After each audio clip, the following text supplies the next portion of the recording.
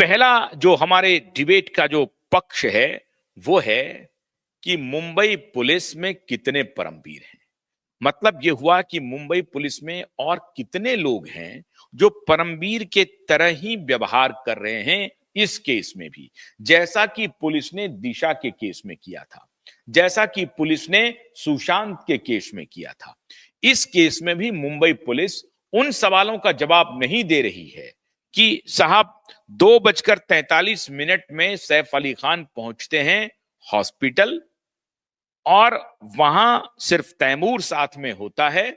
4:11 में जो administrative form पे सिग्नेचर होता है वो अफसर जैदी का होता है, और उस अफसर जैदी जो महत्वपूर्ण कड़ी है पुलिस के लिए, आप इसे छोटा मामला कह करके हटाना चाहते हैं, रफा दफा करना चाहते हैं कि ये घटना थी। सरीफुल इस्लाम नाम का एक इमिग्रेंट आया है, इलीगल इमिग्रेंट, वो चोरी के पर्पज से गया था, 1 करोड़ का डिमांड किया था और सैफ अली खान को 6 जगह चाकू गोद करके भाग गया। बस इतनी घटना, इस पर कोई चर्चा नहीं होनी चाहिए।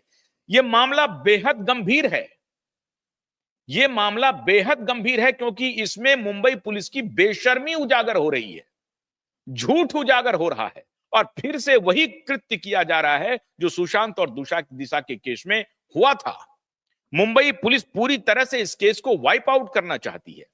मुंबई पुलिस इस केस को कूड़ेदान में डालना चाहती है। मुंबई पुलिस नहीं चाहती है कि क्यूआई नेटवर्क जैसा जो दूसरे नेटवर्क हैं वो सवाल करें, क्योंकि जो मेन स्ट्रीम मीडिया है, लिगेसी मीडिया, उनको तो वहां जिस प्रकार से पिछली बार भी मैनेज करने की कोशिश हुई, 1-2 चैनल इसके ऊपर सवाल उठा रहे थे, तो यहां भी 1-2 चैनल सवाल उठा रहे हैं, 1-2 मीडिया समूह सवाल उठा रहे हैं। मीडिया समूह की तो यह हालत है कि साहब उनका जो मेन स्ट्रीम लेगेसी कोई चैनल है तो उनका डिजिटल नेटवर्क सवाल उठा रहा है, लेकिन लेगेसी जो चैनल है वो सवाल नहीं उठा रहा है, प्रिंट सवाल नहीं उठा रहा है। प्रिंट का कोई डिजिटल है तो वो सवाल उठा रहा है। मतलब अजीब स्थिति है। मीडिया पुलिस के साथ मिलकर के काम कर रही है, जिम्मेदारी पूर्वक पत्रकारिता कर रही है, लेकिन प्रोमिनेंट और पर्टिनेंट सवाल नहीं पूछ रही है। जो इफेक्टिव सवाल है, जो सवाल मुंबई पुलिस से पूछा जाना चाहिए, वो सवाल नहीं पूछ रही है। फेशियल रिकॉग्निशन रिपोर्ट आ गई, फिंगर प्रिंट नहीं आई। फिंगरप्रिंट के बारे में पहले लिख कर दिया गया कि फिंगरप्रिंट मैच नहीं कर रहा है, और फेशियल रिकॉग्निशन रिपोर्ट आ गई। इसका मतलब है कि अब जो शिनाख्त परेड होगी तो यह सिग्नल दिया जा रहा है कि साहब फेशियल रिकॉग्निशन रिपोर्ट हमने ले लिया है, सैफ साहब, करीना जी, तो जब आपकी परेड होगी उसमें आप सीधा सीधी पहचान लीजिएगा, वहां पुलिस को डॉक में मत खड़ा कीजिएगा, आप किसी और को मत पहचान लीजिएगा। यह कहा जा रहा है, संकेत दिया जा रहा है, सैफ और करीना को संकेत दिया जा रहा है कि शिनाख्त परेड में आप किसी और को मत पहचानिएगा, क्योंकि पुलिस के पास फेशियल रिकॉग्निशन रिपोर्ट आ गई है, और फेशियल रिकॉग्निशन रिपोर्ट ये कह रही है कि उस रात को 2:33 में जिस व्यक्ति का फोटोग्राफ हमने रिलीज किया था, उसी फोटो से शरीफुल इस्लाम शहजाद फकीर की का चेहरा मिलता है। यह रिपोर्ट साबित हो गया है। इसलिए अब आपके ऊपर ओनस है कि जब आप फेशियल रिकॉग्निशन के लिए आपको बुलाया जाएगा, शिनाख्त परेड के लिए, पहचान के लिए, तो आप फौरन से पेशतर कहिएगा कि हाँ भाई यही व्यक्ति है, किसी दूसरे को मत पहचानिएगा। यह मुंबई पुलिस की तरफ से इशारा है। यह कुकर्म मुंबई पुलिस ने किया है।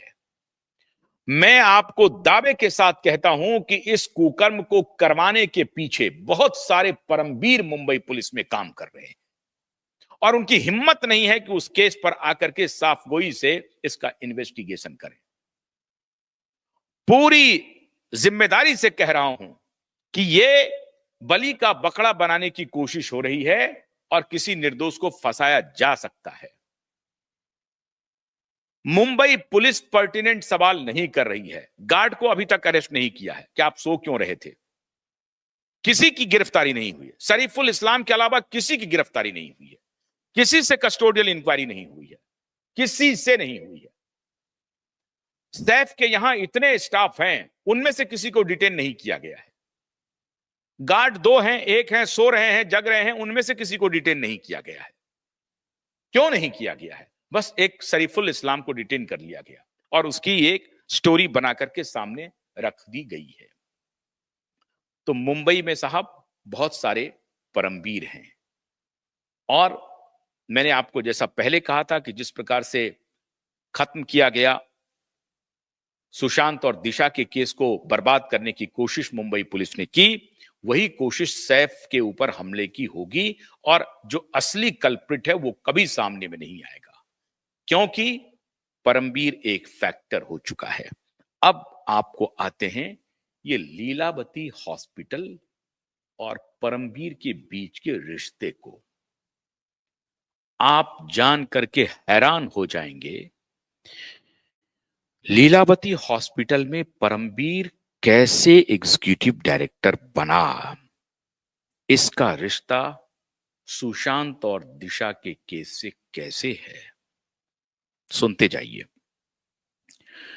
दिशा और सुशांत की जो हत्या हुई है उसमें बॉलीवुड पूरी तरह से एक्सपोज हो गया है। बॉलीवुड के बहुत सारे किरदार के ऊपर एक प्रकार से विजिलेंस है, सीबीआई और एसआईटी दोनों नजर बनाए हुए है, जांच कर रहे हैं, अपने तरीके से जांच कर रही है।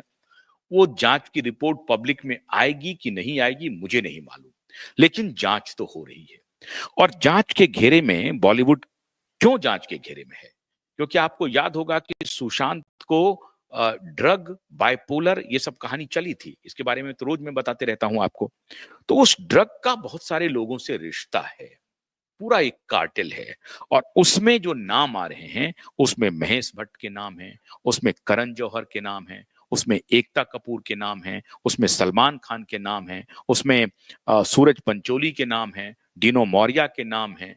ये सारे नाम प्रोमिनेंट हैं और इन सबका एक कार्टेल है और उसको संरक्षण मिलता है। आपको ये जो सज्जन है धर्माधिकारी, धर्मा प्रोडक्शन के जो मालिक हैं माननीय करण जौहर साहब से, महेश भट्ट साहब से, इन सबको प्रोटेक्शन मिलता है। अब ये ड्रग का एक बहुत बड़ा कारोबार है, बहुत बड़ा। 1977 से लेकर आज तक का जो ड्रग का जो पुलिस ने पकड़ा है, आज ही कोस्ट गार्ड की एक रिपोर्टिंग आई है। कोस्ट गार्ड आज अपना सालगिरह मना रहा है। तो कोस्ट गार्ड ने, इंडियन कोस्ट गार्ड ने एक आंकड़ा दिया है कि 52,000 करोड़ से भी अधिक के ड्रग को उन्होंने पकड़ा, उस रैकेट को उन्होंने एक्सपोज किया। अकेले 2024 में, सुनते जाइए, 2024 में अकेले लगभग 27,000 करोड़ के ड्रग रैकेट को एक्सपोज किया। किसने? कोस्ट गार्ड ने, इंडियन कोस्ट गार्ड ने।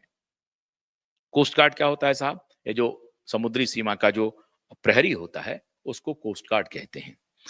कोस्ट गार्ड ने 27,000 करोड़ रुपए के ड्रग का एक्सपोजे किया, उसको पकड़ा अकेले 2024 में। और 1952 से लेकर के आज तक का जो डेटा दिया है कोस्ट गार्ड ने, उसमें 52,000 करोड़ रुपए के ड्रग को पकड़ा है। इस बार अक्टूबर नवंबर दिसंबर में 13,000 करोड़ के ड्रग अकेले दिल्ली में पकड़ाए। 13,000 करोड़ के ड्रग दो दो किस्तों में पकड़ाया। एक बार 900 करोड़ का पकड़ाया और फिर अलग पकड़ाया, और टोटल जो ड्रग पकड़ाया वो 13,000 करोड़ का है।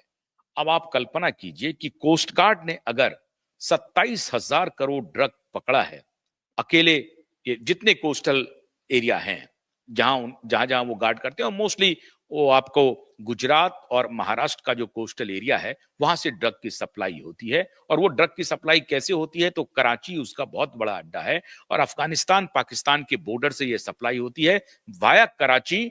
ये कच्छ पहुंचता है, मुंबई पहुंचता है, और जो कोस्टल इलाका है वहां पर चाहे गोवा भी पहुंचता है, इस सब जगह पे पहुंचता है। और दूसरा एक रूट है नेपाल, नेपाल से भारत पहुंचता है। और उसमें जो दो बहुत ही सहज रास्ते हैं वो उत्तर प्रदेश का जो पूर्वी इलाका है और बिहार का जो उत्तरी इलाका है, जो कि नेपाल के बॉर्डर से लगता है। उसमें बिहार का उत्तरी डिस्ट्रिक्ट और उत्तर प्रदेश का पूर्वी उत्तरी जो जिले हैं उसका संपर्क है। ये सारे जो जगह हैं, इन सारी जगहों से ड्रग की खेप आती है। अब ड्रग की खेप से लीलावती हॉस्पिटल का क्या लेना देना है? ये ड्रगिस्ट जो हैं